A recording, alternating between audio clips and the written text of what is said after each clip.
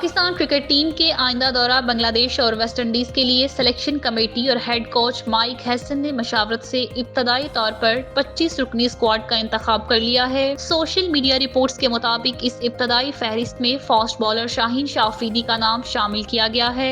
ताहम साबिक कप्तान बाबर आजम और wicket keeper batter Mohammad Rizwan को नजरअंदाज कर दिया गया है। जराये के मुताबिक बाबर आजम टीम में शामिल नहीं किए जाने पर खासे परेशान दिखाई दे रहे हैं और इसी तनाजुर में उन्होंने 2 रोज कबल डायरेक्टर अकेडमी और high performance senator Aqib Javed से मुलाकात की, जिसमें उन्होंने अपने तहफ्फुजात का इजहार किया और स्क्वाड में नजरअंदाज किए जाने पर तशवीश का इजहार किया। इससे कबल साबिक चीफ सेलेक्टर वहाब रियाज की रहायशगाह पर होने वाली एक निजी दावत में भी बाबर आजम ने फास्ट बॉलर हारिस रऊफ से बातचीत की ख्वाहिश जाहिर की थी। ताहम मसरूफियात और फैमिलीज की मौजूदगी के बायस ये मुलाकात मुमकिन न हो सकी। वाज़ेह रहे कि मोहम्मद रिजवान की फॉर्म और कारकर्दगी पर भी सवाल उठाए जा रहे हैं और हालिया दिनों में नौजवान विकेट कीपर रोहेल नजीर की एंट्री के बाद रिजवान की टीम में जगह मजीद खतरे में पड़ती नजर आ रही है। फिलहाल हतमी स्क्वाड का ऐलान बाकी है, लेकिन इब्तदाई फहरिस्त से बाबर आजम और रिजवान की गैर मौजूदगी कौमी टीम के मुस्तकबिल और क़यादत के हवाले से अहम सवालात को जन्म दे रही है।